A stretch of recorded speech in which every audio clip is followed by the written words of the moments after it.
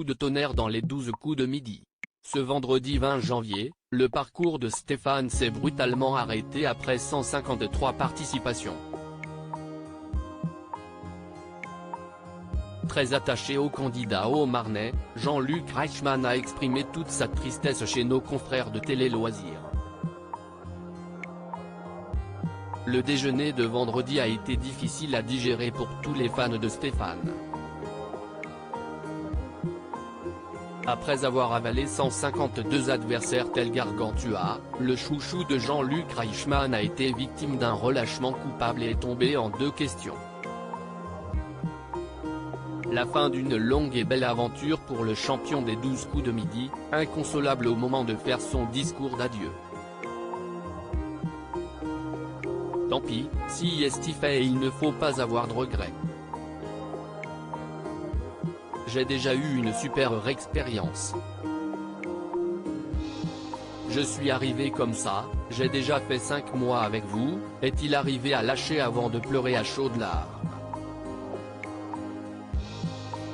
Si sur les réseaux sociaux, le départ du 5e plus grand maître de midi a été salué en raison du soi-disant favoritisme dont il a bénéficié de la part de la production, Jean-Luc Reichmann a, lui, accusé le choc.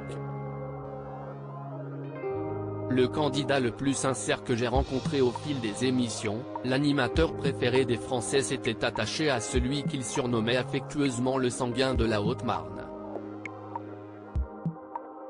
J'ai eu beaucoup de peine parce que je savais qu'il allait mal prendre cette élimination et qu'il s'en voulait, a-t-il réagi à cette élimination surprise auprès de nos confrères de Télé Loisirs. Son émotion a été toute contenue sur le plateau en raison de son rôle d'arbitre neutre, mais il n'en pensait pas moins, émotionnellement et intérieurement, ça m'a mis un coup. Humainement, en tant qu'homme, j'étais attristé. Il restera néanmoins les souvenirs d'une belle rencontre, avant des retrouvailles certaines lors des futurs combats des maîtres.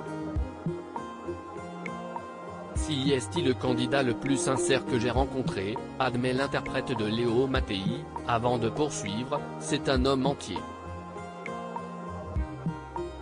Il s'est donné à fond, sans rien calculer.